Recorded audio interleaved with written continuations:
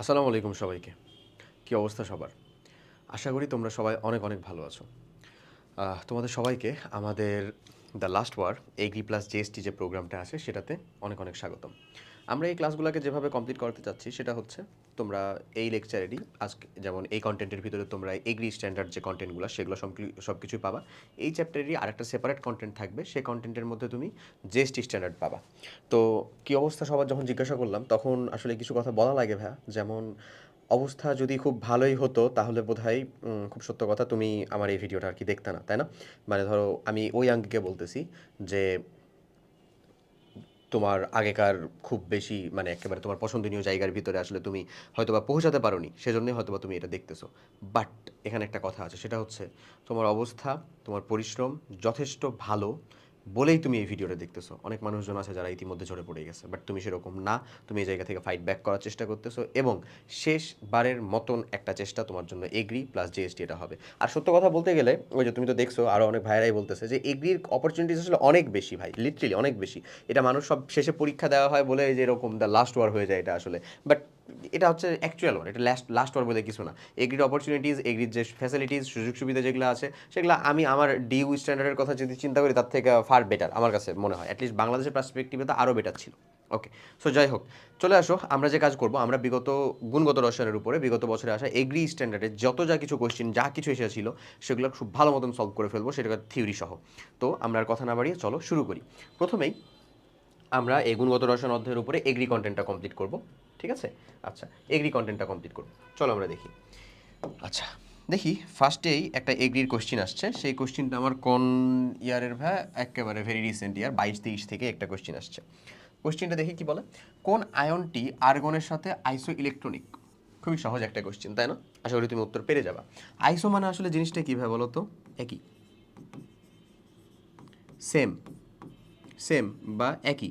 Electronic মানে কি? Electron যার সেম, ব্যাপারটা এরকম। তো আইসো ইলেকট্রনিকের মতন এরকম কয়টা জিনিস হয় আসলে? আইসোটোপ, আমাদের যে কয়টা পড়তে হবে আসলে, আইসোটোপ, আইসোবার, আইসোবার আর আইসোটোন, মোটামুটি এমন হয়। দেখো এগুলো তোমরা জানো, আমি এখানে তোমাকে এই কন্টেন্টটা কেন বুঝাচ্ছি সেটার একটা কারণ আছে স্পেসিফিক, আমি বলতেছি। সেটা হচ্ছে আমি আগে লিখে ফেলি এখানে। এখানে ধরো হচ্ছে যে প্রোটন লিখলাম, এখানে ধরো হচ্ছে ইলেকট্রন নারে, এখানে হচ্ছে আমরা হচ্ছে প্রোটন বা পারমাণবিক সংখ্যা পি না লিখে এটাকে জেড লিখি, জেড দিয়ে পারমাণবিক সংখ্যা বোঝায়, তাই না? আর এটাকে আমরা লিখতেছি হচ্ছে এ বা ভর সংখ্যা, আর এখানে আমরা লিখতেছি এ মাইনাস জেড, মানে হচ্ছে কে বলো তো? নিউটন সংখ্যা। এই জিনিসটাকে বুঝছি? আশা করি বুঝছি, একদিনে তো বুঝে যাওয়ার কথা। তো এখন দেখো আমি যদি বলি আইসোটোপে আসলে কি প্রোটন সংখ্যাটা সমান নিউক্লিয়ন সংখ্যাও না, আমাদের ইউ সংখ্যাও না, নিউটন সংখ্যাও না। আইসোবারে আসলে ভর সংখ্যাটা সমান, এই দুইটা অসমান।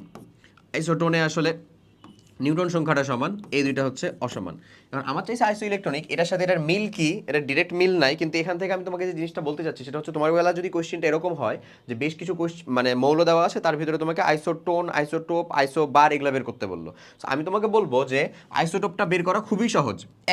একই মৌলের পরমাণু হবে, must be hydrogen, protium, deuterium, tritium, একই মৌলের পরমাণু না? আইসোটোপ। আইসোটোপটা সব থেকে সহজ হচ্ছে বের করা, আইসোটোপ। তারপরের সহজটা হচ্ছে ভাইয়া আইসোবার, তারপরেরটা। কেন তারপরেরটা আইসোবার? কারণ আমার মৌলের ভিতরে ভর সংখ্যাটাও দেওয়া থাকে, এই যে এখানে থাকে হচ্ছে আমার উপরে যেটা, সেটাই থাকে হচ্ছে তার ভর সংখ্যা। সেরকমভাবে ভর সংখ্যা যদি আমরা সেম দেখতে পাই তাহলে সেটা আইসোবার হয়ে যাবে। এখন আইসোটোন বের করার ক্ষেত্রে একটু কাহিনী আছে, সেটা হচ্ছে আমাকে প্রত্যেকবার এই দুইটার ডিফারেন্সটা বের করতে হবে, তারপরে আমরা আইসোটোপ বলতে পারবো। ঠিক আছে, ওকে। এখন এখানে যখন একটা কন্টেন্ট আমি তোমাকে বুঝিয়ে দিয়েছি যে এই যে প্রোটিয়াম, ডিউটেরিয়াম, ট্রিটিয়াম বললাম, এই প্রোটিয়াম জিনিসটা সম্পর্কে একটু এক্সট্রা ইনফরমেশন জেনে রাখো। সরি, প্রোটিয়ামের পরে ডিউটেরিয়াম সম্পর্কে। ডিউটেরিয়ামকে অনেক সময় এরকম দ্বারাও প্রকাশ করা হয়। তো আমাদের নর্মাল পানির সংকেত হচ্ছে ভাই H2O, বাট ভারী পানি বলা হয় হচ্ছে D2O। এটার নামটা কি বললাম বলো? ভারী পানি। এই জিনিসপত্রগুলাই হচ্ছে আমাদের কোয়েশ্চেন ব্যাংক সলভের ইফেক্টিভনেস, যে আমি জিনিসপত্রগুলোকে ঠিক মতনভাবে পড়তে পারছি কিনা, এর থেকে বিকৃতি বিচ্যুতি হলে কীরকম ধরনের কোয়েশ্চেন আসে। দেখো অনেক কিছুই তুমি বুঝে গেছো। ওকে, এরপর আসো কোয়েশ্চেনে যাই। হ্যাঁ, আইসো ইলেকট্রনিক জিনিসটা কি? আইসো ইলেকট্রনিক মানে সম ইলেকট্রন হবে কার সাথে? আর্গনের সাথে। আর্গনে ইলেকট্রন কয়টা রে ভাই? 18টা। তাহলে 18টা কার হবে বলো? 18টা হতে পারে ক্লোরিনের, যদি সে একটা ইলেকট্রন গ্রহণ করে থাকে, তাহলে হতে পারে হচ্ছে সালফারের 2টা ইলেকট্রন গ্রহণ করে থাকলে, ফসফরাসের হতে পারে 3টা, অথবা পটাশিয়ামের হতে পারে একটা ইলেকট্রন ত্যাগ করে থাকলে, ক্যালসিয়ামের হতে পারে 2টা ইলেকট্রন ত্যাগ করে থাকলে, অথবা স্ক্যান্ডিয়ামের হতে পারে 3টে ইলেকট্রন ত্যাগ করে থাকলে। তো আমরা দেখব ক্যালসিয়াম 1টা ইলেকট্রন ত্যাগ করে আছে, না। ম্যাগনেসিয়াম 2টা ইলেকট্রন ত্যাগ করে আছে, নিশ্চয়ই না। ক্লোরিন 1টা ইলেকট্রন গ্রহণ করে আছে, yes, our right answer is this. Chlorine 1টা ইলেকট্রন গ্রহণ করে আছে। ক্লোরিন 17টা ইলেকট্রন, আরেকটা ইলেকট্রন গ্রহণ করছে, মানে 18টা ইলেকট্রন, এবং আর্গনের সাথে সে আইসো ইলেকট্রনিক হয়ে গেল, বাস শেষ। তাহলে আর ব্রোমিন তো আর দেখতে যাওয়ার দরকার নেই, ওটা তো হবেও না। তাহলে রাইট অ্যান্সারটা হচ্ছে আমাদের কি, দেখো, ক্লোরিন। বুঝছি আশা করি। চলো পরেরটা দেখি।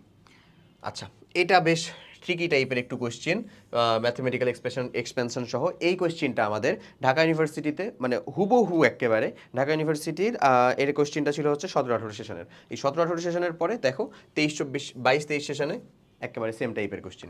কোয়েশ্চেনটা কি বলে আসলে, একটা জলীয় দ্রবণের পিএইচ হচ্ছে 10, দ্রবণটিতে সর্বোচ্চ কত মোল পার লিটার ঘনমাত্রার ম্যাগনেসিয়াম আয়ন থাকতে পারে। ম্যাগনেসিয়াম হাইড্রোক্সাইডের কেএসপির মান দেওয়া আছে 2 × 10⁻11। খুবই সহজ একটা কোয়েশ্চেন, কীভাবে করবো আমরা সেটাও দেখিয়ে দিচ্ছি। কিন্তু তোমাকে আমি একটু এখানে একটা ইনফরমেশন দিতে চাই, সেটা হচ্ছে যে তুমি যখন ফার্স্ট টাইম কোয়েশ্চেনটা হয়তো বা দেখছো, তখন একটু বোধহয় তোমার মাথার ভিতরে মানে এদিক ওদিক হইতে পারে, বাট খুব সহজভাবে চিন্তা করবা, যেহেতু কেএসপি রিলেটেড জিনিসপত্র দেওয়া আছে, মানে দ্রাব্যতা রিলেটেড জিনিসপত্র আসবে, ঠিক আছে? ওকে, এখন আমরা একটা দ্রবণের ক্ষেত্রে জানি এটা যদি দ্রাব্যতার গুণফল বের করতে হয়, তাহলে আমাকে ম্যাগনেসিয়াম আয়নের ঘনমাত্রাটাই তো বের করতে হবে, হাইড্রোক্সিল আয়নের ঘনমাত্রা লাগবে। হাইড্রোক্সিল আয়নের ঘনমাত্রা পাবো কোথা থেকে? এই যে পিএইচ থেকে। পিএইচ আর পিওএইচ সমান কত হয় ভাই বলো? অনেক কঠিন কোয়েশ্চেন। কত হয়? 14 হয়। তাহলে পিএইচ এর মান হচ্ছে 10 দেওয়া আছে, তাহলে পি অফ ওএইচ এর মানটা কত হবে বলো? 4 হবে। তাহলে মাইনাস লগ অফ হাইড্রোক্সিল আয়নের ঘনমাত্রা সমান তুমি কি লিখতে পারো ভাই? 4 লিখতে পারো। তাহলে এই ক্যালকুলেশন থেকে হাইড্রোক্সিল আয়নের ঘনমাত্রাটা যদি তুমি বের করো ডিরেক্ট, তাহলে তুমি এখান থেকে পেয়ে যাও যে 10⁻⁻4 মোল পার লিটার। এটাই তার ঘনমাত্রা হয়ে যায়, মোল পার লিটার। কার ঘনমাত্রা হয়ে যায় বলো? এই যে হাইড্রোক্সিল আয়নের ঘনমাত্রা। শেষ? ওকে, কোশ্চেন শেষ না, হাইড্রোক্সিল আয়নের ঘনমাত্রা পাওয়া শেষ। এরপরে আমরা হচ্ছে এখান থেকে বাকি উত্তরটা নিয়ে আসবো। এবার ম্যাগনেসিয়াম হাইড্রোক্সাইডের জন্য কেএসপি এর মানটা আমরা এমন বলতে পারি কিনা, ম্যাগনেসিয়ামের 2+ এই আয়নের ঘনমাত্রার সাথে হাইড্রোক্সিল আয়নের ঘনমাত্রার স্কোয়ার, এমন হয় কিনা লেখা যায়? আশা করি লেখা যায়। ম্যাগনেসিয়াম হাইড্রোক্সাইড যদি পানিতে আয়নিত হয় কিভাবে হবে? এমনি হবে নিশ্চয়ই, Mg2+, ম্যাগনেসিয়াম 2+, প্লাস হচ্ছে আমাদের 2 হাইড্রোক্সিল মাইনাস।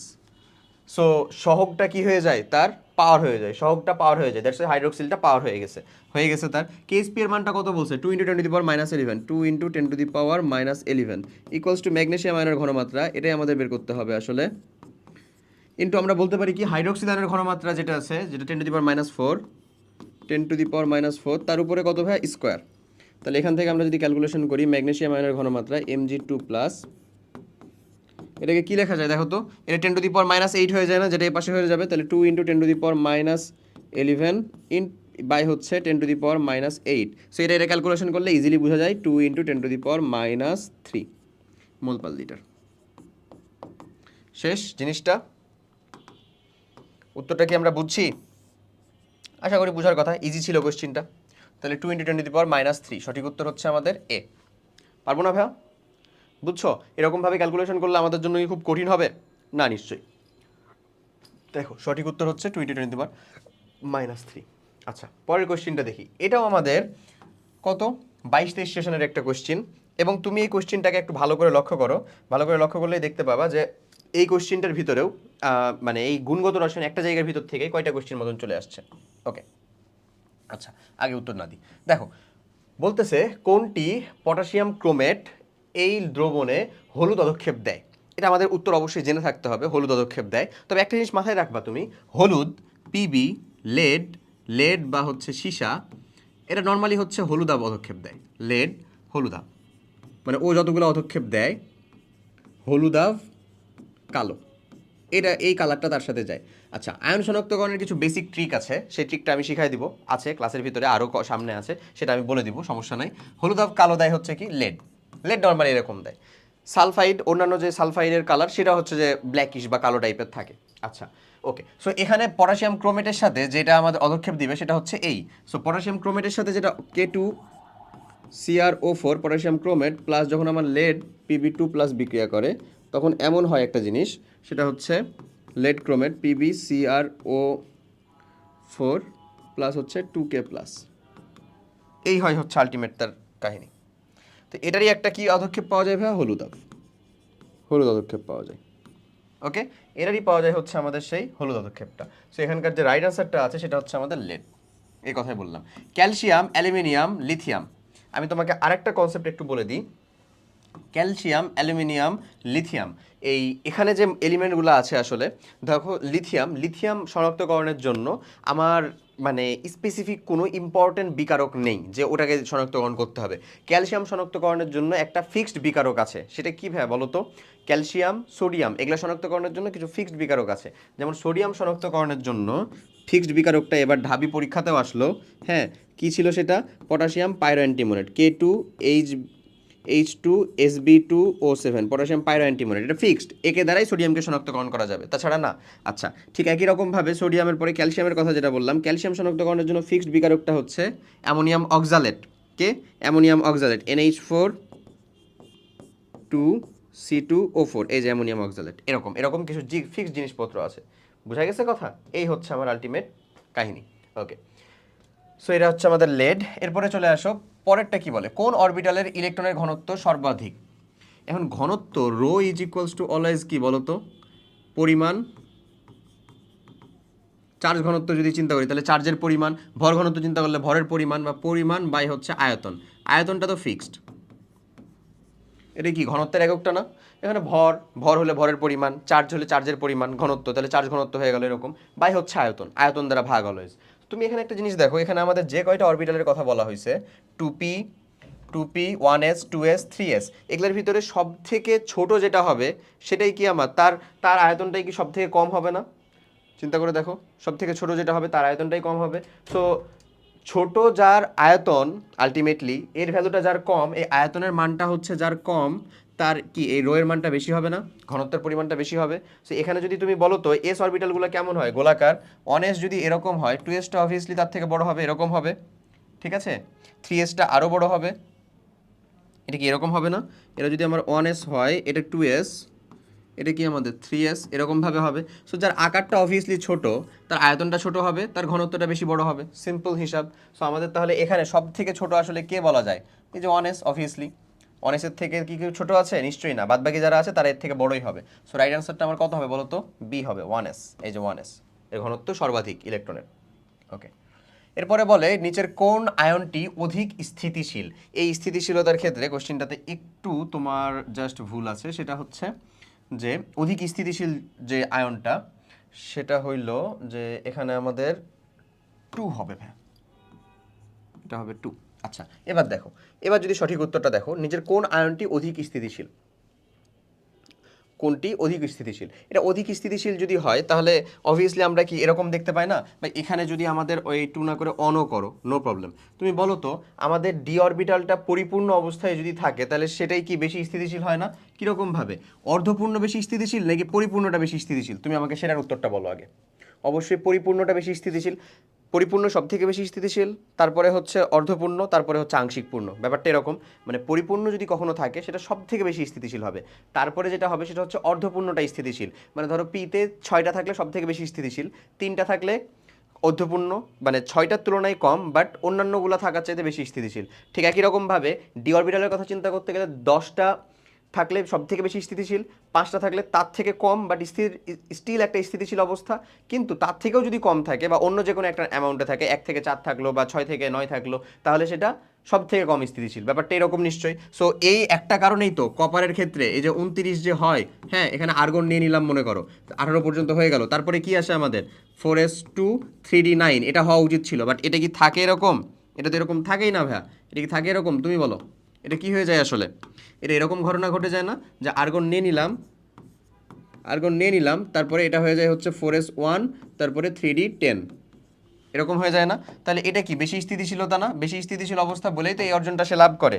তার মানে এটাই হচ্ছে বেশি স্থিতিশীল অবস্থা, অ্যাটলিস্ট অর্ধপূর্ণর থেকে বেশি স্থিতিশীল, তো অবভিয়াসলি এটা, তাই কি না? তাহলে সঠিক উত্তর হবে হচ্ছে আমাদের সি, রাইট অ্যান্সার হচ্ছে সি। ক্লিয়ার? স্থিতিশীলতা কিভাবে নিয়ে আসলো তুমি? এটাও কিন্তু রিসেন্ট ইয়ারেরই কোশ্চিন, 21-22-এর। ওকে, এরপরে দেখো, চাপ হ্রাসে কোনটি দ্রাব্যতা হ্রাস পায়? দ্রাব্যতার, গ্যাসীয় পদার্থের দ্রাব্যতা কার? গ্যাসীয় পদার্থের, এটা আমাদের ওই দ্রাব্যতার মধ্যেকার একটু এক্সটেন্ডেড পার্ট, যেটা খুব বেশি ইম্পর্টেন্টলি আমাদেরকে পড়ানো হয় না।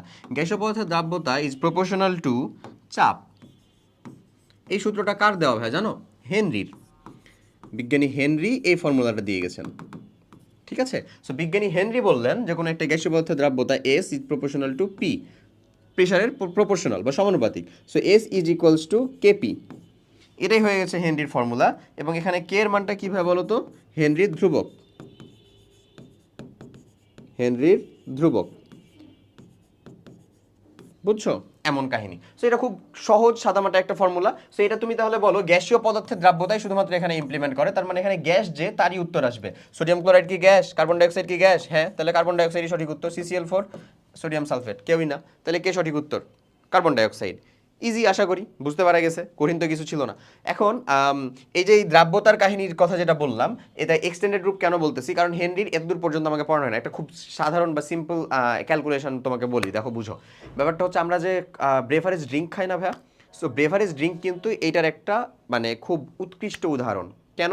কারণ ব্রেভারেজ ড্রিঙ্কের ভিতরে কার্বন ডাইঅক্সাইড গ্যাসকে অতি চাপে কম্প্রেসড করে রাখা আছে সেখানে। ঠিক আছে, আমরা যখনই বোতলটা খুললাম সাথে সাথে কি হয়? বুদবুদ বের হওয়া শুরু করে না? কি বের হয়ে যাচ্ছে? কার্বন ডাইঅক্সাইড বের হয়ে যাচ্ছে, কারণ ওটার ভিতরে তখন চাপ ছিল, বাট যেমনি খুলে ফেলেছি আর চাপ নাই। সো প্রেশারটা কমে যাওয়ার কারণে আরামসে ওখান থেকে বের হয়ে যাচ্ছে। এই ঘটনাই ঘটে এইখানে, বোঝা গেছে? এটাই, ঠিক আছে। আচ্ছা, সো ভাইয়া যেটা বলছিলাম, তো তাহলে এটা আমাদের কার্বন ডাইঅক্সাইড উত্তর। দ্রাব্যতার কাহিনীটা কি দিয়ে হবে আশা করি বুঝতে পারছো। গ্যাসীয় পদার্থের ক্ষেত্রে যেটা আমি সুন্দর বিভারেজের উদাহরণ দিলাম, এটা হচ্ছে আমার এখানকার অ্যান্সার। ঠিক আছে, আচ্ছা, তো আমাদের উত্তরটা হচ্ছে কার্বন ডাইঅক্সাইড। ইজি কোশ্চেন কিন্তু ভাই, এগুলা যদি একটু টুকটাক আমরা ভালো মতন ভাবে দেখি বা বুঝি, তাহলে এগুলো আমাদের জন্য কোশ্চেন কঠিন হয় না আসলে। ওকে, এরপরে দেখো 20-21 সেশনের একটা এগ্রির কোশ্চেন এই চ্যাপ্টার থেকেই। দেখো কোশ্চেনটা কি বলে, বিকিরণগুলোর মধ্যে নিচের কোনটির শক্তি সব থেকে বেশি? তো আমরা জানি এগুলো প্রত্যেকটা বিকিরণ হচ্ছে একটা তড়িৎচুম্বকীয় যে আমাদের বিকিরণের রেঞ্জ, ওই বিকিরণের রেঞ্জের প্রত্যেকটা আলাদা আলাদা একটা অংশ।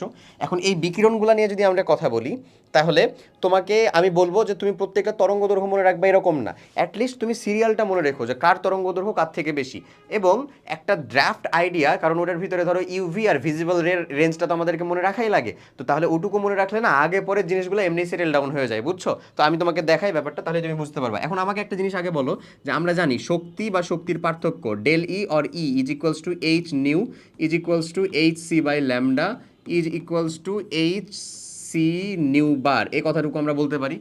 কারো দ্বিমত আছে এতে? থাকার কথা না। তাহলে এখান থেকে আবার আমরা একটা কী জিনিস বলতে পারি বলো তো? শক্তি বা শক্তির পার্থক্যটা আমাদের নিউ বা কম্পাঙ্কের সাথে সমানুপাতিক, নিউ বারের সাথে সমানুপাতিক বা তরঙ্গ সংখ্যার সাথে সমানুপাতিক, এবং 1/λ বা 1/λ সাথে সমানুপাতিক, অথবা ল্যামডা বা তরঙ্গ দৈর্ঘ্যের সাথে ব্যস্তানুপাতিক। এই কথাটুকু বলতে পারি। তার মানে যার ল্যামডার মানটা হচ্ছে বড় তার শক্তিটা হবে ছোট, যার ল্যামডার মানটা হচ্ছে ছোট তার শক্তিটা হবে হচ্ছে বড়।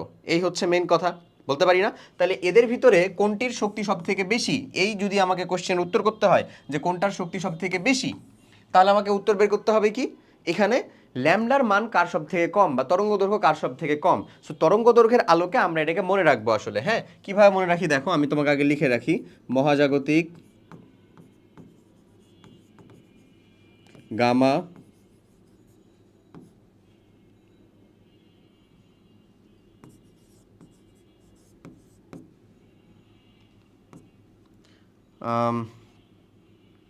অতিবেগুনি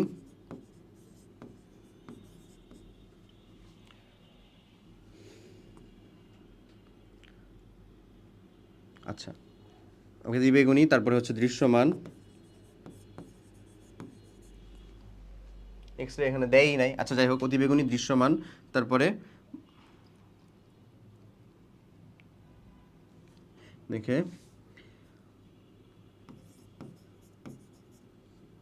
অবলোহিত, অবলোহিত ইনফ্রারেড বা অবলোহিত, তারপরে মাইক্রো রেডিও।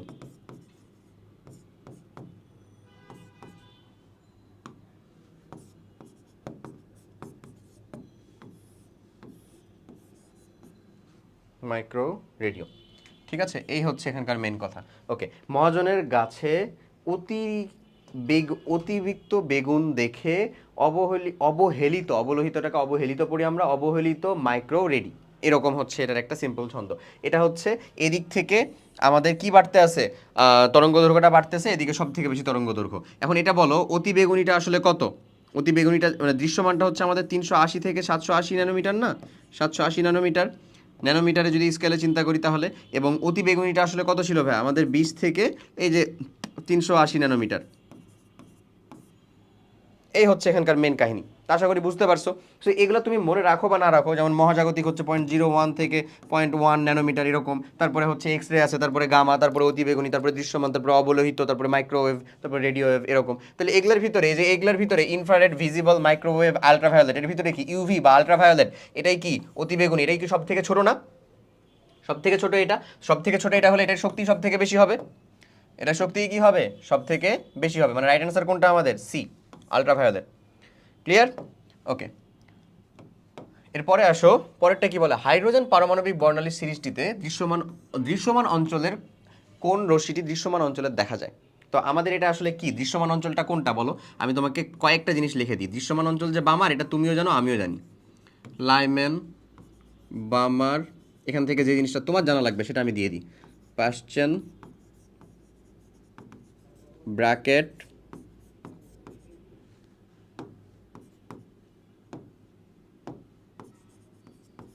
ফুন্ড বা ফান্ড। এই হচ্ছে আমার মুদ্রা কাহিনী। তো সো লাইম্যান, বামার, পাশ্চেন, ব্র্যাকেট, ফুন্ড বা ফান্ড, এর ভিতরে আমি তোমাকে এখানে একটা জিনিস দেখাই দিই, সেটা হচ্ছে লাইম্যান, বামার, পাশ্চেন, ব্র্যাকেট, ফুন্ড বা ফান্ড। এখানে লাইম্যানে একমাত্র যেটা তৈরি হয় সেটা হচ্ছে অতি বেগুনি রেঞ্জের, অতি বেগুনি বা আলট্রাভায়োলেট বা ইউভি রেঞ্জের এই আলোটা তৈরি হয়। মানে তুমি অন্য যে কোনো একটা শক্তিস্তর থেকে যদি লাইম্যান মানে হচ্ছে এন ইজ ইকুয়ালস টু আসলে কত ভাই এখানে বলো তো 1, এখানে কত 2, এখানে কত 3, এখানে কত 4, এখানে কত আমাদের 5, so N is equals two 1 একে আসলে আসলে অতি বেগুনি বা ইউভি রেঞ্জের তৈরি হয়। বামারে আসলে দৃশ্যমান বা ভিজিবল রেটা তৈরি হয়। বামারে আসলে কি তৈরি হয়, দৃশ্যমান বা ভিজিবল রেটা তৈরি হয় হচ্ছে বামারে। হ্যাঁ, মানে এন এর ভ্যালুটা যতই হোক না, যেখান থেকে তুমি আসো না কেন, যদি 2 নাম্বার কক্ষপথে আসো শেষমেশ, তাহলে তুমি দৃশ্যমান অঞ্চলটা পাবা, সেটা হচ্ছে আসলে ভিজিবল রে, ভিজিবল। এখন এই যে বাকি তিনটা আছে না, বাকি তিনটাতে আসলে ইনফ্রারেড তৈরি হয়। কি তৈরি হয় বলো? ইনফ্রারেড। সো এই টোটালটুকুই তুমি জেনে রাখলা, ইনফ্রারেড রে তৈরি হয়। তাহলে বলো আমরা কি এই জিনিসগুলো বুঝে গেছি এখন? তাহলে দৃশ্যমানটাই বেশি সব থেকে আসে, এবং দৃশ্যমান রশ্মিটা কোনটা হবে বলো? বামার সিরিজটা। সো আমাদের রাইট অ্যান্সার হচ্ছে বামার।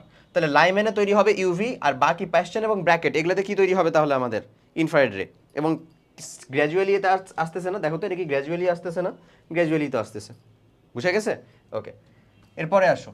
এরপরে যদি আমরা চিন্তা করি তাহলে পাই হচ্ছে কোন যৌগের ক্ষারীয় দ্রবণকে নেসলার দ্রবণ বলা হয়। খুব ভালো মতন এটা করবা ভাইয়া, বুঝছো? নেসলার দ্রবণ সম্পর্কিত যাবতীয় কথাবার্তা একটু শুনে নাও। নেসলার দ্রবণ অ্যামোনিয়াম আয়ন শনাক্তকরণের জন্য অতি উত্তম একটা দ্রাবক বা বিকারক হচ্ছে নেসলার দ্রবণ। বিজ্ঞানীর নাম অনুযায়ী নামটা রাখা। কাকে শনাক্তকরণ করার জন্য বলো? অ্যামোনিয়াম আয়ন শনাক্তকরণ করার জন্য, NH4+। অ্যামোনিয়াম আয়ন শনাক্তকরণ করার জন্য অতীব প্রয়োজনীয় বা অতীব উত্তম একটা দ্রবণ হচ্ছে আমাদের নেসলার দ্রবণ। কি নাম? নেসলার দ্রবণ। কার শনাক্তকরণের জন্য? অ্যামোনিয়াম আয়ন শনাক্তকরণের জন্য। বাস, এই হলো আলহামদুলিল্লাহ। এখন এই নেসলার দ্রবণটা আসলে কি? নেসলার দ্রবণটা হচ্ছে ক্ষারীয় পটাশিয়াম মার্কিউরিক আয়োডাইডের দ্রবণ। এটা ডাইমার গঠন হয় দিয়ে আমাদের আলটিমেটলি কাজ করে। এটা যেহেতু ক্ষারীয়, দ্যাটস ওয়াই এর সাথে পটাশিয়াম হাইড্রোক্সাইডটাকে যোগ করতে হয়।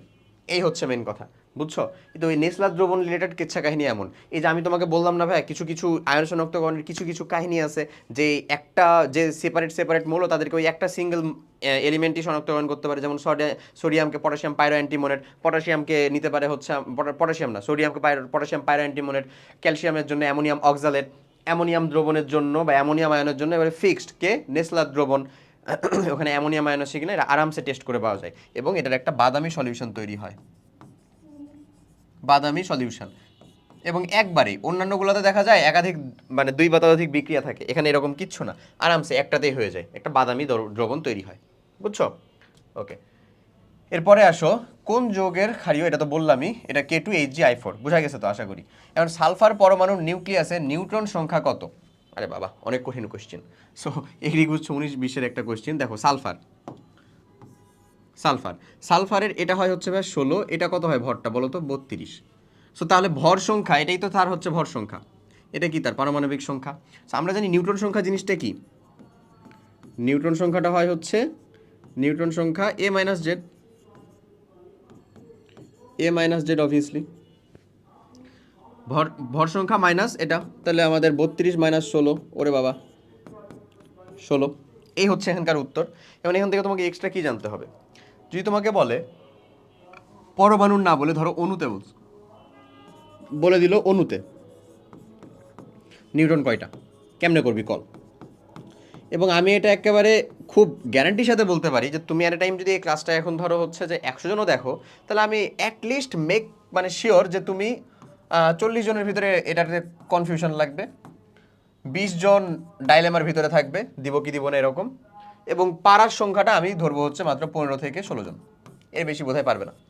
কি বুঝছো নিউটন কত, কি সালফার অণুতে, পরমাণুতে বললাম না, অণুতে বললাম যে নিউটন কত। সো অণুতে নিউটন হলে কি হয়ে যাবে বলো তো, সালফারের অণু আবার কেমন থাকে, S8 আকারে থাকে, একটার ভিতরে আছে হচ্ছে 16টা, 8টার ভিতরে কয়টা থাকবে বলো তাহলে, 64 64 128টা, বুঝছো, মানে 8 ইন্টু 16 হয়ে যাবে তখন টোটাল নিউটন সালফারের অণুতে। যদি বলে, যদি বলতো ফসফরাসের, ফসফরাস আবার অণু আকারে থাকে হচ্ছে P4, ঠিক আছে, ফসফরাস অণুতে আবার আকারে থাকে হচ্ছে P4।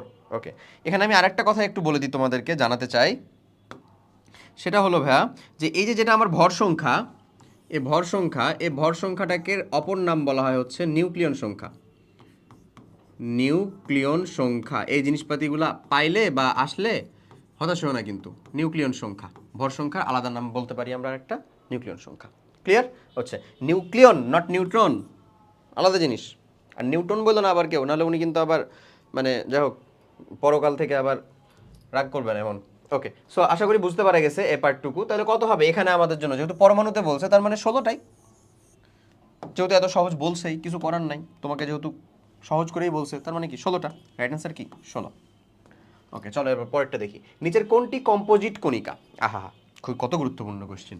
সো আমাদের মূল কণিকাগুলো আসলে কয় ধরনের বলো, পরমাণুর ভিতরে মূল কণিকা আমরা কতগুলা পড়ছি, 3 প্রকারের পড়ছি পরমাণুর ভিতরে মূল কণিকা, পড়ছি না 3 প্রকার, বলো 3 প্রকার পড়ছি, কি কি কি কি?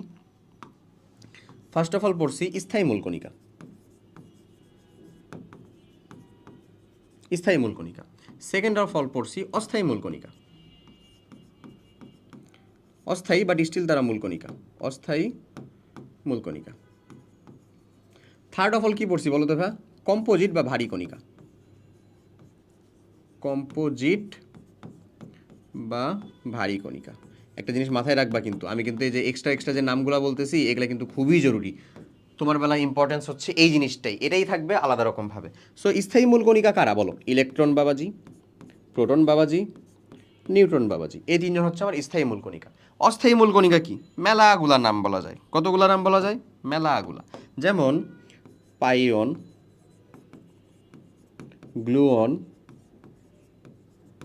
মেসন, নিউট্রিনো, অ্যান্টি নিউট্রিনো,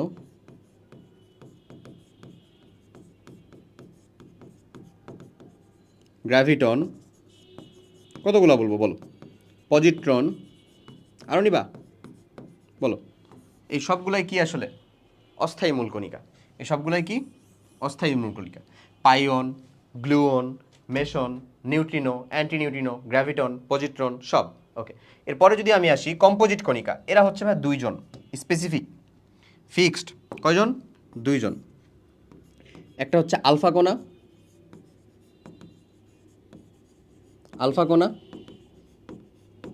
আর আরেকটা হচ্ছে ডিউটেরন, ডিউটেরন কণা।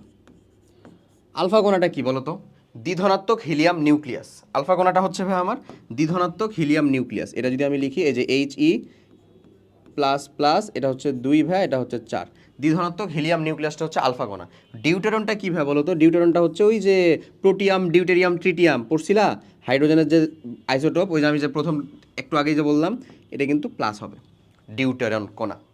ঠিক আছে, এই হয়ে গেল তোমার এই কাহিনী। তাহলে কম্পোজিট বা ভারী কণিকা, এত একটা কঠিন কোয়েশ্চেনের উত্তরটা কি আমরা পাইছি নাকি পাই নাই, তুমি আমাকে বলো তো, পাইছি? কোনটা সেটা? আলফা কণা এবং ডিউটেরাম। পাইছি? বি। তাহলে সঠিক উত্তরটা বি।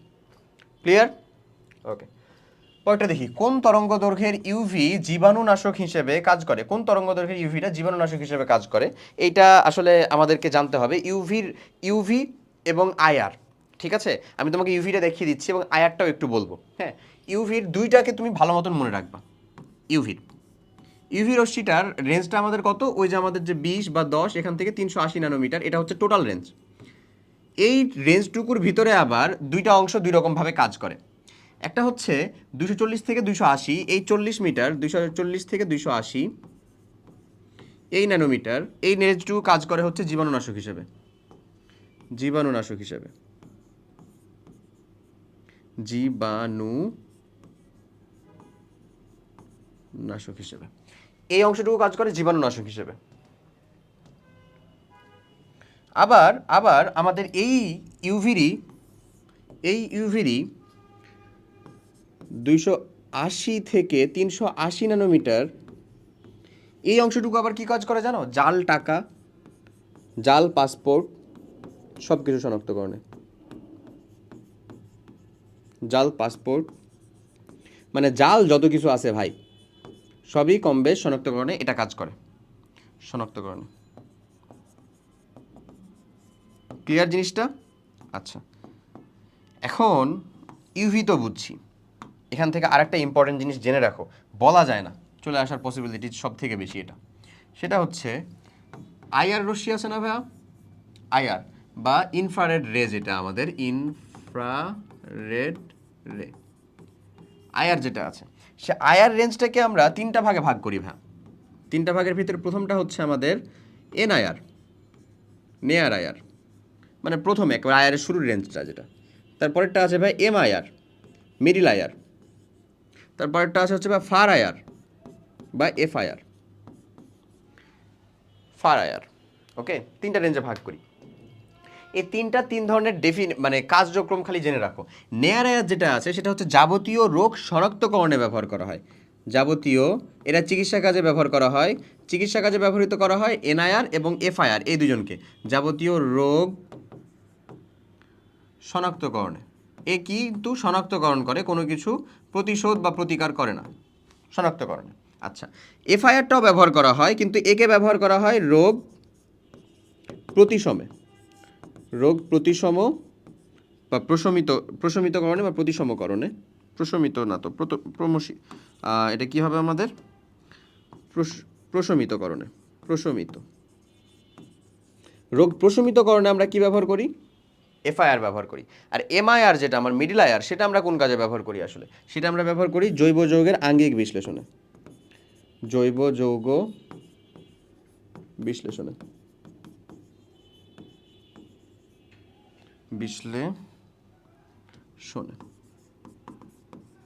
বলো, সব কিছু বুঝা গেছে তাহলে আমাদের? আশা করি বুঝতে পারছো। তো এটার উত্তরটা কত হবে? এ হবে। সেটা তো আমরা এখান থেকেই করে ফেলছি। আর আয়ার রিলেটেড এই জিনিসপত্রগুলো একটু জেনে রাখলাম। এটুকু যদি জেনে রাখো, আশা করি খুব ভালো মতন উপকৃত হবা সামনে যে। ওকে, পরেরটা আসো। নেক্সট কোশ্চেনটা বলে যে, এটা তো উত্তর দেখছো, কোন পদার্থের ভৌত অবস্থা এক হলেও গঠন কাঠামো ভিন্ন?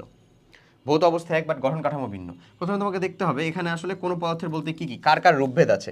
সাপোজ কার্বনের রূপভেদ আছে, কপারের রূপভেদ নেই, আইসোটোপ আছে, সোডিয়ামের রূপভেদ নেই, আইসোটোপ আছে, পটাশিয়ামের রূপভেদ নেই, আইসোটোপ আছে। সো যদি চিন্তা করো তাহলে ওদেরকে যদি আলাদা আলাদাভাবে চিন্তা করো, ওদের গঠন কাঠামো আর স্থায়ী অবস্থা দুইটাই হচ্ছে সেম, আশা করি যদি চিন্তা করো। বাট এখানে যেমন আমাদের কার্বনটা আছে না, কার্বনের কথা যদি আমরা চিন্তা করি, পদার্থের গঠন কাঠামো এক হলেও তাদের অবস্থা, ভৌত অবস্থা এক হলেও গঠন কাঠামো ভিন্ন। কার্বনের রূপভেদ কয়টা বলো তো ভাই? আগেকার অবস্থা অনুযায়ী দুইটা, কার্বনের রূপভেদ দুইটা। আর বর্তমানে আরেকটা জিনিস আবিষ্কার হয়েছে, ওই যে গ্রাফিন আবিষ্কার হয়েছে এমন। হ্যাঁ, কার্বনের রূপভেদ হচ্ছে আগের অবস্থা অনুযায়ী আমরা দেখাই দুইটা। একটা হচ্ছে ভাই প্রথমে হচ্ছে কয়লা, বা আমরা বলতে পারি গ্রাফাইট, আসলে কয়লা বলবো না, গ্রাফাইট,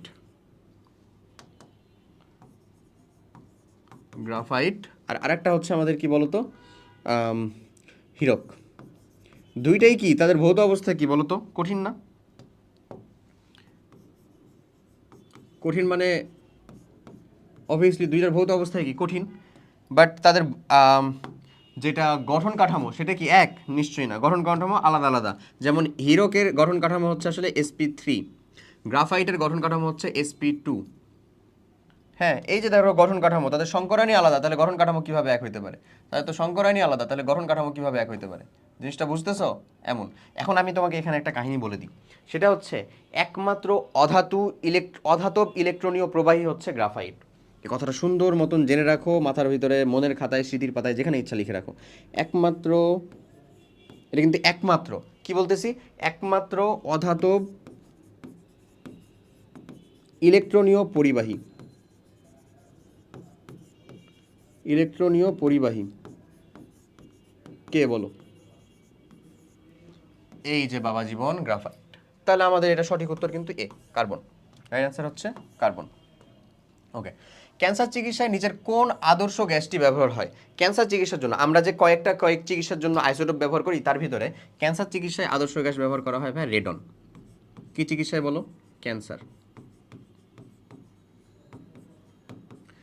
আর্গন ব্যবহার করেও আমরা একটা কাজ করি, সেটা হচ্ছে ইমিডিয়েট আমার মনে আসতেছে না, ওটা আমরা আইসিটিতে পড়ছিলাম বেশ কিছুদিন আগে। ওই মানে হচ্ছে যে একেবারে যে তার হচ্ছে মানে ক্রিটিক্যাল টেম্পারেচারের নিচে এটাকে সুপার ক্রিটিক্যাল নাইট্রোজেন এরকম টাইপের করে ইউজ করা হয়, ওখানে সুপার ক্রিটিক্যাল হিলিয়াম বা সুপার ক্রিটিক্যাল আর্গনও ব্যবহার করা হতো। সো ক্যান্সারের জন্য রেডিয়াম, এটা মাথায় রাখলাম। এবার চলে আসো আয়োডিন। আয়োডিনকে আমরা কিসে ব্যবহার করি আসলে? আমাদের থাইরয়েড জনিত যে সমস্যা, সেখানে আমরা আয়োডিন ব্যবহার করি, থাইরয়েড প্রবলেম। বয়স নির্ধারণে কাকে ব্যবহার করি ভাই? কার্বনকে। কার্বনকে বয়স নির্ধারণের জন্য। ফসফরাস 32 একটা জিনিস ব্যবহার করি, জানো? ফসফরাস 32, আয়োডিন 131, এরকম। ফসফরাস 32কে খুব গুরুত্বপূর্ণ একটা কাজে ব্যবহার করি ভাই, সেটা হচ্ছে লিউকেমিয়া রোগে। কি কাজে বলো? লিউকেমিয়া রোগে।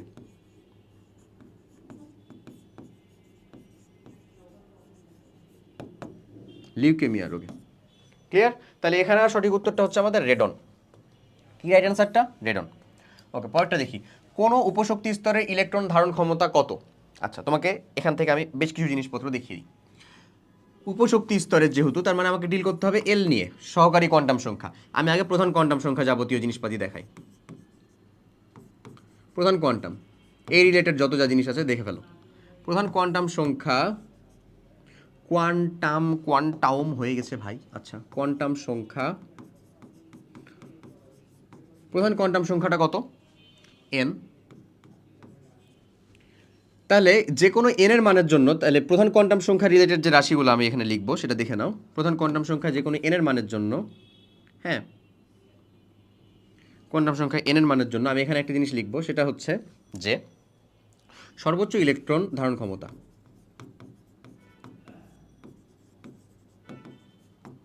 সর্বোচ্চ ইলেকট্রন ধারণ কত? 2n²। সর্বোচ্চ অরবিটাল সংখ্যা তার কত? অরবিটাল কিন্তু ভালো করে বুঝো, সর্বোচ্চ অরবিটাল, অরবিটাল, সর্বোচ্চ অরবিটাল তার কত? শুধু n²। যে কোনো একটা এন এর মানের জন্য যদি এন সমান হয়ে যায় ধরো 4, তাহলে সেখানে সর্বোচ্চ অরবিটাল কয়টা থাকবে? 16টা থাকবে। এটাই আসলে, এটাই বাস্তব। হা হা হা, বুঝছো? হ্যাঁ, 16টাই থাকবে আসলে। সো এটাই হচ্ছে তার প্রধান কোয়ান্টাম সংখ্যা রিলেটেড জিনিসপাতি। আমি যদি এখন তোমাকে প্রধান কোয়ান্টাম সংখ্যা বাদ দিয়ে একটু নিচে নিয়ে চলে আসি, সহকারী উপশক্তি স্তর বা সহকারী কোয়ান্টাম সংখ্যা, কোয়ান্টাম, তুমি বলো তো একটা অরবিটাল ইলেকট্রন কয়টা থাকে? 2টা থাকে। দ্যাটস ওয়াই এই অরবিটাল সংখ্যার সাথে 2 দ্বারা গুণ করে দিই, তাহলে আমরা কি পেয়ে যাই আসলে? ওই যে সর্বোচ্চ ইলেকট্রন ধারণ ক্ষমতা পেয়ে যাই। বুঝছো জিনিসটা? এই সহকারী কোয়ান্টাম সংখ্যা, এটা ডিল করতে গেলে সেটা কি আসলে? এল। সহকারী কোয়ান্টাম সংখ্যার কথা যদি আমরা চিন্তা করি, তাহলে এই জিনিসটা আসলে কে? এল, তাই না? সহকারী কোয়ান্টাম সংখ্যা থেকে যদি আমরা বলি ভাই, তাহলে এখানে জিনিসপত্র পাবো হচ্ছে এরকম। ধরে নাও প্রথমটা যেটা বলবো যে সর্বোচ্চ ইলেকট্রন ধারণ, ইলেকট্রন ধারণ ক্ষমতা কত? কয়টা? সর্বোচ্চ ইলেকট্রন ধারণ।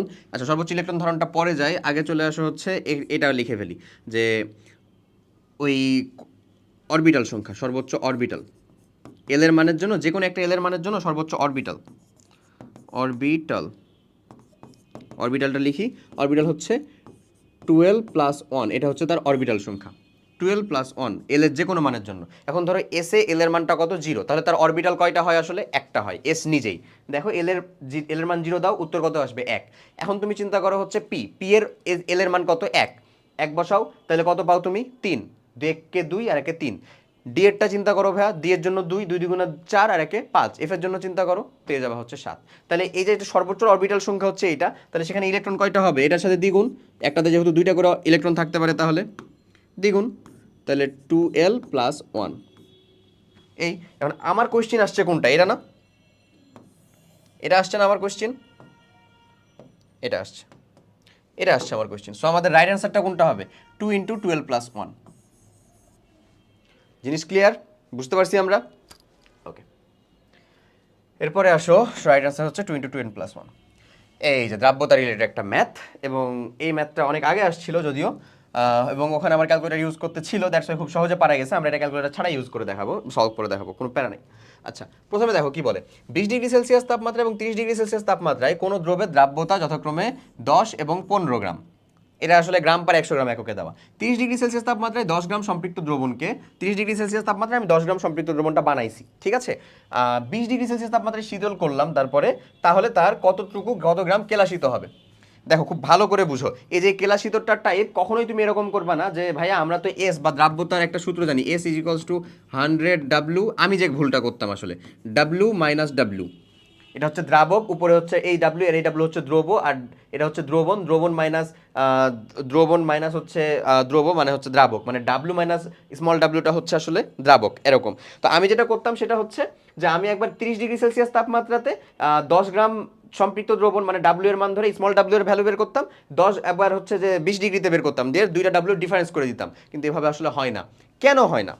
কারণটা হচ্ছে যে এই যে এখানে একটু ভালো করে বুঝো, সেটা হলো যে একটা 20 থেকে 30 ডিগ্রি সেলসিয়াস তাপমাত্রায় যখন তুমি চেঞ্জ করছো, তখন আসলে পানির পরিমাণের কোনো কমতেছে না, বা দ্রাবকের পরিমাণের কোনো কমতি হচ্ছে না বা বাড়ছে না। কি ঘটনা ঘটছে, ওই দ্রাবকের দ্রব ধরে রাখার যে ক্ষমতা সেটা বাড়া কমা হচ্ছে, বাট দ্রাবক তো আমার ফিক্সড।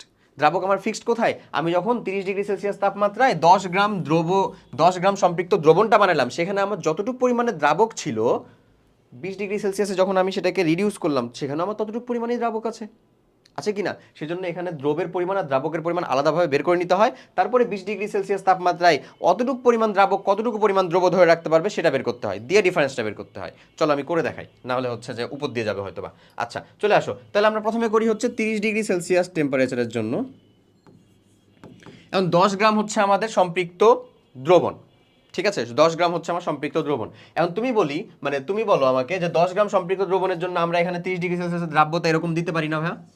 30 ডিগ্রি সেলসিয়াসের ভিতরে দ্রাব্যতা কত, 15। So 15 is equals two 100 W into 10 - W, 10 - W। 10 গ্রাম যেহেতু আমার সম্পৃক্ত দ্রবণের কথাই বলছে, সো এই ক্যালকুলেশন যদি আমরা করি তাহলে এখানে পাই হচ্ছে আমরা 150 ইজ ইকুয়ালস টু কত আমাদের 115 W, এরকম হয় না? 150 ইকুয়ালস টু 115 W। ওকে, এরপরে চলে আসো, আমরা যদি এটাকে এরকমভাবে নিই, এখন ডাব্লিউ এর পরিমাণটা তাহলে কত হবে, এটা 15 W হলো, এটা ওখানে যে যোগ হলো 115 W, তাহলে ডাব্লিউ এর পরিমাণটা হচ্ছে 150 বাই হচ্ছে 115। সো এই ক্যালকুলেশন যদি আমরা কমপ্লিট করি তাহলে আমাদের কত থাকে, ফার্স্ট অফ অল আমরা এটাকে 5 দিয়েই ভাগ করি প্রথমত। সো 5 দিয়ে করলে উপরে থাকে 30, নিচে থাকবে কত দেখো তো, নিচে থাকে হচ্ছে 20 আর 3 23, 23 আর 20 থাকে না, এমন থাকে। সেই ক্যালকুলেশন যদি এবার তুমি করো তাহলে 23 ভাগ হচ্ছে 20, সরি 30, এমন একটু ছোট্ট করে ফেলি অন্তত। 1 নিলাম আমরা ধরো 23, তারপরে এখানে 7 আসলো, তাহলে দশমিক নিলে 70 হলো, দশমিক নিলাম। তারপরে আমরা যদি করি 3 20 60 আর 3 3 9 69, তাহলে 1 আসলো, 10 হচ্ছে না, আরেকটা শূন্য লাগবে, মানে আরেকটা জিরো লাগবে। সো এরকম 1.30 এতটুকু পরিমাণে ধরো সাপোজ তুমি ধরে নিলা 1.30 গ্রাম ওখানে দ্রব আছে। এটার মানটা কত পাইলাম আমরা, 1.30, কত এই ডাব্লিউ এর ভিতরে। তাহলে সেখানে দ্রাবকের পরিমাণটা কত, 30 ডিগ্রিতে দ্রাবক, এই কথাটা যদি আমি বের করতে চাই তাহলে কত হবে আমাদের, 10 - 1.3 মানে হচ্ছে আমাদের 8.7 গ্রাম। এই যে দ্রাবকটা সেটা কি ফিক্সড না আমাদের 8.7 গ্রাম? Fixed obviously. কার জন্য? 20 ডিগ্রি সেলসিয়াসে আমি যে শীতলীকরণ করব তখন আমার এটা ফিক্সড। তাহলে যদি 8.7 গ্রাম, তাহলে বলো এখানে আমার 20 ডিগ্রি সেলসিয়াসে দ্রাব্যতা হচ্ছে 10, মানে 100 গ্রাম দ্রব্য ধরে রাখতে পারে 10, 100 গ্রাম দ্রাবক ধরে রাখতে পারে 10, এক কত পারবে? এবং এই যে 8.7 গ্রাম যে দ্রাবক আছে সেটা কত পারবে? তাহলে আমরা যদি ডিরেক্ট করি তাহলে 100 গ্রাম দ্রাবক ধরে রাখতে পারে কত? 10, এক কত পারে? এবং 8.7 গ্রাম কত পারে? সো 8.7 ইন্টু হচ্ছে আমাদের 10 বাই হচ্ছে কত রে? 100। সেই এই ক্যালকুলেশন কাটলাম। এখন এই যে 10কে যদি আমরা এটা দ্বারা ডিভাইড করি তাহলে থাকে কত? 0.87 গ্রাম। 0.87 গ্রাম, এটাই হচ্ছে আমাদের রাইট অ্যান্সার। সো 0.87 গ্রাম থাকবে হচ্ছে তখন, কখন? ওই যে ওই সময়ে। কোন সময়ে রে? ভালো করে বুঝো। 20 ডিগ্রি সেলসিয়াসে থাকবে হচ্ছে 0.87 গ্রাম। তাহলে এখন কেলাসিত হচ্ছে কতটুকু? এই যে 1.3 ছিল, এখন বর্তমানে আছে 0.87। তাহলে কেলাসিত কত বলতে পারি আমরা? কেলাসিতর পরিমাণটা 1.3 মাইনাস হচ্ছে 0.87। সো এখানে যদি চিন্তা করি তাহলে এখানে হচ্ছে থাকে হলো ধরো 0.13 প্লাস হচ্ছে 0.3, তার মানে 0.43, 0.43 গ্রাম। কিরে বাবা, এই উত্তর তো নাই এখানে। এবং আসলে ওইবারও এটা সঠিক উত্তর ছিল না, এত খাটাখাটনির পরে সঠিক উত্তর নাই। রাইট আনসারটা দেখো, সঠিক উত্তর নেই। কি করার, আমার তোমার তো দোষ না, হটেভার, কোনো সমস্যা নেই। এরকম যদি অ্যান্সার আসে আমরা দাগাবো না, অবভিয়াসলি দাগাবো না। ওকে, আচ্ছা। এরপরে আসো, পাসপোর্ট শনাক্তকরণের জন্য নিচের কোন রশ্মিটি ব্যবহার করা হয়? অলরেডি উত্তরটা বলে ফেলছি আমি। কোনটা বলো তো? ইউভি। এবং কোন রেঞ্জটা ভাইয়া বলো তো? ওই যে আমাদের 280 থেকে 380, সো অতি বেগুনি রশ্মি বা ইউভি রশ্মি। পরেরটা দেখো, নাইট্রেট আয়নের বলয় পরীক্ষায় যে বলয় উৎপন্ন হয় সেটা কি? একটা নাইট্রোসো বলয় উৎপন্ন হয়, সবসময় মাথায় রাখবে এটা জিনিস। নাইট্রোসো বলয় উৎপন্ন হয়, নাইট্রোসো, একটা জটিল যৌগের নাইট্রোসো বলয়। এটা হচ্ছে ভাই কেমন জানো? এই যে একটা ব্লু ফ্রেমের উপরে, হ্যাঁ, এই যে একটা ব্লু ফ্রেমের উপরে, আমি তোমাকে দেখাই তাহলে বুঝতে পারবে। একটা ব্লু ফ্রেমের উপরে, হালকা ব্লু একটা ফ্রেমের উপরে, সরি দিই, কী বলো, পানি কালার দিই, ট্রান্সপারেন্ট টাইপের একটা কালার দিই, হ্যাঁ। একটা ব্লু ফ্রেমের উপরে হালকা ব্লু আসে, এই যে এরকম বলয় তৈরি হয়, ঠিক আছে? এই যে একটা বলয় তৈরি হয়েছে, এটাই হচ্ছে ওই নাইট্রোসো বলয়। এই নাইট্রোসো বলয়, নাইট্রোসো কি আসলে? এনও যৌগের উদাহরণ থাকতে হবে, এনও থাকতে হবে, তাহলে সেটা হচ্ছে নাইট্রোসো। এনওর সাথে অবশ্যই কোনো কাউকে যুক্ত থাকতে হবে। দেখো এখানে এনও আছে কোনটা আসলে বলো তো? এই যে ফেরাস সালফেটের সাথে এনও, একটাতেই আছে না, ফেরাস সালফেট ইন্টু এনও, একটাতেই। সো নাইট্রোসো বলয় তৈরি হয়। এটা কোন পরীক্ষা আসলে? নাইট্রেট আয়নের পরীক্ষা। নাইট্রেট আয়নের পরীক্ষাটা আমার নর্মালি এইচএসসিতেও আসে না, কজ এটা এখানে মেলাগুলা বিক্রিয়া লিখতে হয়, ওকে, সেজন্যই আসে না, সত্য কথা, এজন্যই বলতেছি। সো এমন, ঠিক আছে? নাইট্রেট আয়নের থেকে আমাদের কার্বনেট এবং সালফেট আয়নের পরীক্ষাটা হচ্ছে বেশি ইম্পর্ট্যান্ট, সেটা আমাদের আছে এবং আমরা করব কিভাবে সেটাও দেখব। ওকে, তো এই যে ferrous sulphate into nitroso ion, এমন। এরপরে দেখো, ইউরেনিয়াম 238 এর নিউট্রন এবং প্রোটন সংখ্যার অনুপাতের মান কোনটি? ইউরেনিয়ামের পারমাণবিক সংখ্যা দেওয়া আছে কত? তো আমাকে পারমাণবিক সংখ্যা দেওয়া আছে, ভর সংখ্যাও দেওয়া আছে 238, তাহলে আমাদের এ মাইনাস জেড মানে নিউট্রন সংখ্যাটার পরিমাণটা আমরা কত বলতে পারি বলো তো? 238 মাইনাস হচ্ছে 92, 238 লিখবো কি লিখছি বলো তো? 238 মাইনাস হচ্ছে 92, এমন না? 238 মাইনাস হচ্ছে 92, হ্যাঁ। সো তাহলে এখানে থাকে কত? 6, আর এখানে থাকে হচ্ছে এখানে থাকে কত আমাদের? এখানে থাকে হচ্ছে 13, তার মানে হচ্ছে 4, 13 না, 13, তাহলে এখানে থাকে হচ্ছে 146। এখন 146 থাকে হচ্ছে আমার কি? তার নিউটন সংখ্যা। বলছে নিউটন প্রোটনের অনুপাত কত? তাহলে এই অনুপাত যেটা উত্তর চাইছে সেটা হচ্ছে নিউট্রন অনুপাত হচ্ছে কি প্রোটন। সো নিউটন কত? 146, প্রোটন কত আমাদের? 92। চলো এটা যদি ভাগ করে দিই আমরা, একটু যদি আর একটু ছোটো করি তাহলে আমরা কত পাবো বলো তো? 92, তাই না? তাহলে 46 পাবো, আর উপরে পাবো কত আমাদের? 140 মানে 70, 143, কি বলি 70 না, তাহলে 73, এই না? আর ভাগ যাবে না, বুঝছো জিনিসটা? 2 দ্বারা ভাগ করলাম। এরপরে দেখো, এরপরে আমরা হচ্ছে একটু বাংলা ভাগ করব। এই বাংলা ভাগটা হচ্ছে খুব সহজ, এটা কঠিন কিচ্ছু না। 2 দিয়ে তো হবে না, 1 দিয়ে দিতে হবে, দাও। তাহলে এটা থাকে হচ্ছে কত আমাদের? 7.346 থাকে। সো 46 থাকলে এটা হয় হচ্ছে আমাদের ধরো 13, তার মানে 7 6 13, এটা 5 হয়ে যায়, তার মানে 2, তারপরে এখানে হচ্ছে দশমিক নিব, এবার হচ্ছে যদি এখানে 0 নেই, একটা শূন্য নিয়ে নিলাম, তাহলে এবার দেখো 5 দিয়ে দেওয়া যায় বোধহয়, 4 5 মানে 6 দিয়ে দেওয়া যাবে না, 4 5 40-এ কত হয় 200 হয়, আর 5 6 30, 5 দিয়ে দেওয়া যায়, তাহলে 230 এরকম আসে একটা। সো এই ক্যালকুলেশন করলে আবার এখানে চলে আসে হচ্ছে 4 0 40, এবার আরেকটা হচ্ছে যে আমাদের শূন্য চলে আসে 400, এবার 9 দিয়ে দেওয়া লাগবে ভাই, 10 দিয়ে দিলে তো 460 হয়ে যাবে তার আগে। সেই এরকম ক্যালকুলেশন একটা বের হয়ে আসবে। দেখো এটা এতদূর পর্যন্ত করলে আমাদের সঠিক উত্তর চলে আসছে আসলে 59। কোথায় আসে? বিতে। রাইট অ্যান্সারটা কোনটা? 59। ক্লিয়ার? ওকে। যে সকল পরমাণুর প্রোটন সংখ্যা একই কিন্তু ভর সংখ্যা ভিন্ন তাদেরকে কি বলা হয়? আরে বাবারে কত কঠিন কোশ্চেন, অলরেডি আলোচনা করা হয়ে গেছে। প্রোটন সংখ্যা একই, আইসোটোপ। আইসোটোপ। আইসোটোপ। পরমাণুর আকার কত? পরমাণুর আকার, এটা কোন পরমাণুর কথা বলা হয়েছিল? হাইড্রোজেন পরমাণুর কথা বলা হয়েছিল, মাথায় রাখতে হবে। ঠিক আছে, আচ্ছা, যেটা রাদারফোর্ড আবিষ্কার করে গেছিলেন বা যে কাজ উনি করে গেছিলেন। পরমাণুর আকারটা হচ্ছে আমাদের যদি আমরা চিন্তা করি তাহলে পরমাণুর আকার আর নিউক্লিয়াসের আকার এই দুইটাই হচ্ছে আমাদের ডিফারেন্স। সো নিউক্লিয়াসের আকারটা হয় হচ্ছে আরও ছোট, এটাকে বলা হয় 10⁻⁻14 বা 10⁻⁻15 সেন্টিমিটার এমন। পরমাণুর আকারটা হয় হচ্ছে ভাইয়া metre, not centimetre, metre, SI metre এমন। পরমাণুর আকারটা হয় হচ্ছে 10⁻10 মিটার এমন। তুমি বলো তো 10⁻10 মিটার, 10⁻14, 10⁻18, ঠিক আছে এটা রেশিও? কজ পরমাণুটি নিশ্চয়ই বড় হবে, পরমাণুর ভিতরে নিউক্লিয়াস তো আরও ছোটো হবে, সো আরও ছোটো হয়েছে, আশা করি বুঝছো, আরও ছোটো হয়েছে। ক্লিয়ার না? ওকে। এখন এটা তো আমার মিটারে দেওয়া, মিটারে কি আমার এককগুলো আছে? নাই, তাহলে এটা সেন্টিমিটার ভার্সনটা কত? অবভিয়াসলি এটাকে 100 দ্বারা গুণ, তাহলে 10⁻8 সেন্টিমিটার। এটাই আমাদের রাইট অ্যান্সার না? সেন্টিমিটার। দেখো তো আছে 10⁻8 সেন্টিমিটার, ডি। সঠিক উত্তরটা কোনটা ভাই? ডি। রাইট অ্যান্সার হচ্ছে আমাদের ডি। ক্লিয়ার? ওকে, পরেরটা দেখি। পটাশিয়ামের সর্বশেষ ইলেকট্রন কোথায় প্রবেশ করে? 4s-এ। জানি না আমরা, এমন ছিল?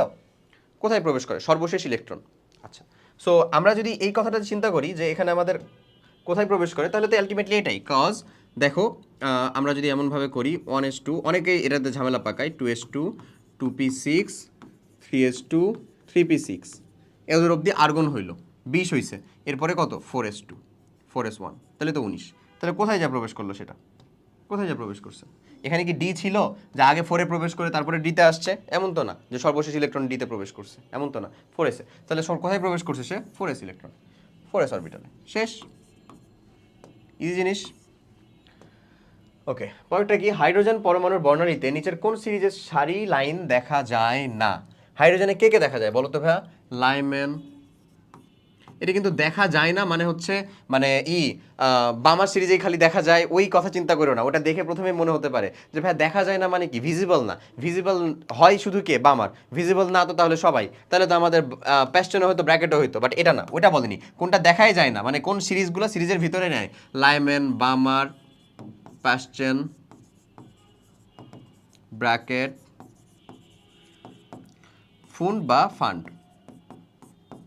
বাট এখানে অপশনের ভিতরে দেখো 4 নম্বর অপশনটা কি দেওয়া? ফ্রাউনহার সিরিজ। ফ্রাউনহার সিরিজটা কই পড়ছো বলো তো? আমি পড়াই নাই, ইনশাল্লাহ আমি পড়াবো না। এটা ফ্রাউনহার সিরিজ আর ফ্রেনেল শ্রেণীর আর ফ্রাউনহার শ্রেণীর পড়ছি না আমরা। এটা কোথায় ছিল জানি? আমাদের ভৌত আলোক বিজ্ঞান না কোথায়? ভৌত আলোক বিজ্ঞানের ওখানে কোথায় কিছু একটা ছিল। হ্যাঁ, ওই যে দিচির পরীক্ষা অপবর্তনের ওখানে বোধহয় ফ্রাউনহার সিরিজ আর ফ্রেনেল সিরিজ এমন। আচ্ছা, তো এটা দেখা যায় না, তার মানে এটাই আমাদের সঠিক উত্তর। অ্যান্সার হচ্ছে ডি।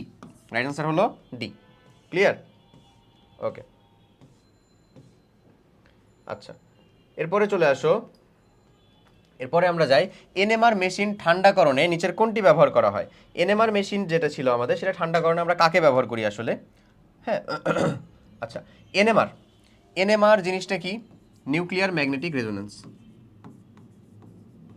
এটার বাংলা প্রতিশব্দটা জেনে রেখো। নিউক্লিয়ার মানে হচ্ছে ওই তো তুমি বলতে পারো হচ্ছে কেন্দ্র, মানে নিউক্লিয়াস কি? নিউক্লিয়ার কেন্দ্র এমন। ম্যাগনেটিক, এমজি লিখছি কেন রে? ম্যাগনেটিক রেজোনেন্স, চৌম্বকীয় কেন্দ্রাকিক চৌম্বকীয় ম্যাগনেটিক রেজোন্যান্স, অনুরণন, রেজোন্যান্স আচ্ছা, এখানে যেই মানে এটা থিওরি অ্যাপ্লাই করে যে মেশিনটা চলে বা যে যন্ত্রটা চলে সেটা হচ্ছে আসলে এমআরআই, ম্যাগনেটিক রেজোন্যান্স ইমেজিং, মানে হচ্ছে চৌম্বকীয় অনুরণন প্রতিচ্ছবি এমন। আচ্ছা, এবং এই জিনিসটাকে ঠান্ডা করতে আমার যাকে ব্যবহার করা হয় সেটা হচ্ছে হিলিয়াম গ্যাস, খুবই কস্টলি একটা গ্যাস, দামি একটা গ্যাস। কাকে ব্যবহার করা হয় বলো? হিলিয়াম গ্যাসকে। তাহলে আমাদের রাইট অ্যান্সারটা কোনটা এখানে? Helium gas. সঠিক উত্তরটা হিলিয়াম। জ্ঞানমূলক জিনিস জেনে রাখবো আমরা, হিলিয়াম গ্যাস।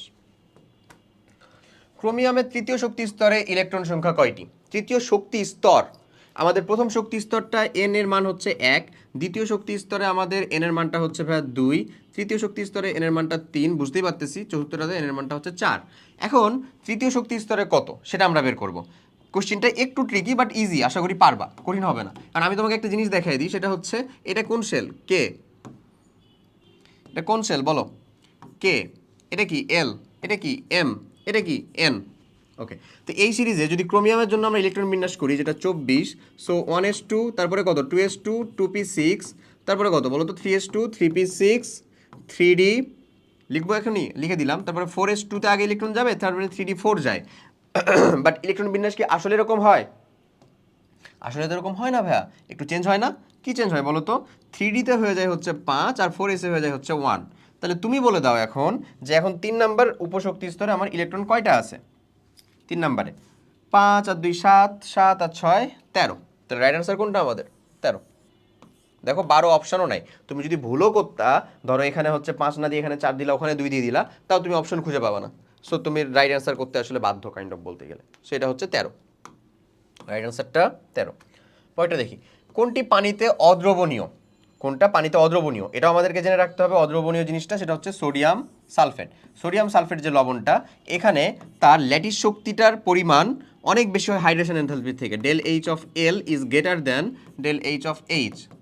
এটা যদি বেশি হয় সেজন্য আসলে সেটা দ্রবীভূত হয় না, এবং সঠিক উত্তরটা হচ্ছে আমার সোডিয়াম সালফেট, Na2SO4। ওকে, ফেরামের আয়নের শেষ ইলেকট্রনের স্পিন কোয়ান্টাম হবে কোনটা? যদি চিন্তা করো ফেরাম আয়নের কথা, শেষ ইলেকট্রনের জন্য স্পিন কোয়ান্টাম, এই শেষ ইলেকট্রন এখন স্পিন কোয়ান্টাম সংখ্যা প্লাস মাইনাস হাফ হয় সাধারণত, বাট যেটা আসল বিষয় সেটা হচ্ছে আমাদের রসায়নের উত্তরের যাবতীয় একটা সোর্স হিসেবে আমাদের হাজারি স্যারের বইকে নেওয়া হয়। এবং এই হাজারি স্যারের বইয়ের ভিতরে, বই না ভাই, বাই না, আচ্ছা, তো হাজারি স্যারের বই যেটা নেওয়া হয়, এই বই অনুযায়ী যেটা কথা সেটা হচ্ছে যদি আমার ইলেকট্রনটা আগে প্রবেশ করে, ইলেকট্রন যেটা প্রথমে প্রবেশ করে, হ্যাঁ, একটা সাপোজ এটা যদি একটা অরবিটাল হয়, এই অরবিটালের ভিতরে দুইটা ইলেকট্রন প্রবেশ করছে, ধরো এই একটা এই একটা, তো যেটা প্রথমে প্রবেশ করছে সেই ইলেকট্রন প্রথমে প্রবেশ করার এস এর মানটাকে উনি প্লাস হাফ দিয়ে দেখাইছে, এবং সেকেন্ডে যেটা প্রবেশ করছে বা দ্বিতীয়তে যেটা প্রবেশ করছে, দ্বিতীয়তে সেটাকে উনি মাইনাস হাফ দিয়ে দেখাইছে। বাট এটাকে আমরা প্লাস মাইনাস যে কোনো একটা হাফ দিয়ে দেখাতে পারি আসলে। সো এটাকে উনি মাইনাস হাফ দিয়ে দেখাইছে। সো শেষে যে ইলেকট্রন প্রবেশ করবে বা অবশ্যই লাস্টে যে ইলেকট্রন প্রবেশ করবে সেটা আসলে তাহলে কি হবে বলো? আমাদের মাইনাস হাফের অ্যান্সারটা আসবে। সো দ্যাটস ওয়াই এটার উত্তরটাও কি আমাদের মাইনাস হাফ। ক্লিয়ার? ওকে, মানে এখানে দেখো ইলেকট্রনের অরবিটালে ত্রিমাত্রিক বিন্যাস প্রকাশের জন্য নিচের কোন কোয়ান্টাম সংখ্যা ব্যবহৃত হয়? ত্রিমাত্রিক বিন্যাস প্রকাশের জন্য আমাদের কোয়ান্টাম সংখ্যা যে 4টা আছে, এন, এল, এম, এস। এন দিয়ে মানে আমাদের যেটা প্রধান কোয়ান্টাম সংখ্যা সেটা হচ্ছে আকার বোঝানো হয়। কার আকার বোঝানো হয়? আমাদের সর্ববহিষ্ঠ শক্তি স্তর, যেটা শক্তি স্তরের আকার সেটা কত বড় এরকম। এল দিয়ে যেটা বোঝানো হয় সেটা হচ্ছে তার আকৃতি, এটা কি গোলাকার নাকি হচ্ছে ডাম্বেল আকার নাকি ডাবল ডাম্বেল নাকি হচ্ছে ত্রিমাত্রিক বিন্যাস তার আরও অনেক বেশি জটিল, যেমন হচ্ছে এফ অরবিটালের, সেরকম কোনটা আসলে? এম দিয়ে যেটা বোঝানো হয় সেটা হচ্ছে ত্রিমাত্রিক বিন্যাস বোঝানো হয় তার ত্রিমাত্রিক বিন্যাস এম দিয়ে। আর এস দিয়ে যে জিনিসটা বোঝানো হয় সেটা হচ্ছে তার ঘূর্ণনের দিক, ঘূর্ণনের দিক। এই কয়টা জিনিস হচ্ছে এখানকার কাহিনী, ঠিক আছে? তাহলে আমাদের এটার জন্য সঠিক উত্তরটা কোনটা হবে? অবভিয়াসলি ম্যাগনেটিক কোয়ান্টাম সংখ্যা বা চৌম্বকীয় কোয়ান্টাম সংখ্যা, তাই না?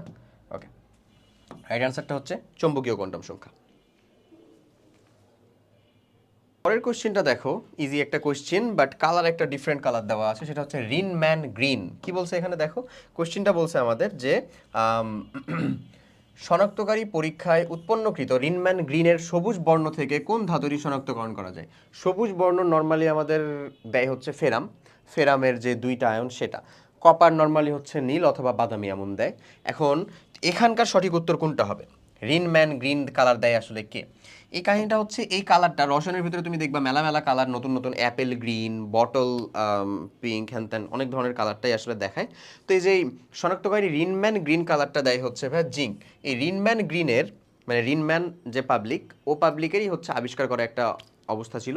এটা আমাদেরও আগেকার সিলেবাসের অংশ। তো সেখান থেকে আসা কোয়েশ্চেন কখন আসা দেখো, এই যে সিভিএসইউ 12-13 সেশনের কোয়েশ্চেন, বুঝতেছো? তখন আমি তো নিজেই হচ্ছে তখন বোধহয় কোন ক্লাসে পড়ি, দেখো কোনো একটা ক্লাসে পড়ি, পড়াশোনা শুরু করছি তখন। আচ্ছা, তোমরা করছিলা হয়তো বা নাও করতে থাকতে পারো, বা নার্সারি প্রি পড়াশোনা শুরু করছো, সেটার উত্তরটা কি হবে? জিঙ্ক। এতটুকু পর্যন্ত, আর কিছু না। তাহলে আমাদের থিওরিটিক্যাল জিনিস জেনে রাখতে হবে, কারণ এখন ধরো রিনম্যান গ্রিনের মানে অ্যাটলিস্ট এই কনসেপ্টে চিন্তা করতে গেলে এতটাও বেশি ইম্পর্টেন্স নাই, বাট স্টিল আসছিল আলাদা একটা টাইপের কোশ্চেন, দ্যাটস ওয়াই এখানে অ্যাড করা।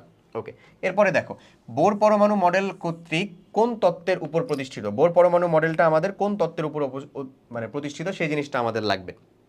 বোর পরমাণু মডেলটা হচ্ছে আমাদের কোয়ান্টাম তত্ত্বের উপর প্রতিষ্ঠিত, তাই না? আমরা তো জানি ওই যে কোয়ান্টাম তত্ত্বের উপরেই তো আমাদের MVR ইজিকলস টু যে NH বাই টয়েস পাই, এটা যে পাই এটা কি প্ল্যাঙ্কের কোয়ান্টাম সংখ্যা না? প্ল্যাঙ্কের ধ্রুবক না এস? তো প্ল্যাঙ্কের কোয়ান্টাম সংখ্যা ধ্রুবক থেকে তো এটা নিয়ে আসছে সে বোর NH। সো এটা কোন তত্ত্বের উপর প্রতিষ্ঠিত? কোয়ান্টাম তত্ত্বের উপর প্রতিষ্ঠিত। সো আর রাইট অ্যান্সার হচ্ছে কোয়ান্টাম তত্ত্ব। সো এই অংশ পর্যন্তই ছিল হচ্ছে দেখো আমাদের এগ্রি কন্টেন্ট। এরপরে আমরা জিএসটি কন্টেন্টের ভিতরে চলে যাব। সো যাই হোক, তোমাদের অনেক অনেক থ্যাংক ইউ যারা এ পর্যন্ত কমপ্লিট করলা পুরো ক্লাসটা। হোপসো যদি ঠিকঠাক মতন কমপ্লিট করে থাকো তাহলে আশা করি গুণগত রসায়ন অধ্যায়ের উপরে যতটুকু কোশ্চেন সলভের ক্ষেত্রে থিওরি দরকার ছিল ততটুকু ইনশাল্লাহ কমপ্লিট হয়ে গেছে, এবং আশা করি তোমরা ভালো মতন বুঝতে পারছো। সো ইনশাল্লাহ নেক্সট পার্টে এবং নেক্সট পার্ট ছাড়াও আরও নেক্সট অনেক ক্লাসের ভিতরে দেখা হবে। টিল দেন সবাই ভালো থাকো। শেষ যেহেতু পরীক্ষার শেষ প্রিপারেশনটা নিচ্ছ, নিজের সর্বোচ্চটা দিয়ে নাও, ইনশাল্লাহ ভালো কিছু হবে। আল্লাহ হাফেজ, আসসালামু আলাইকুম।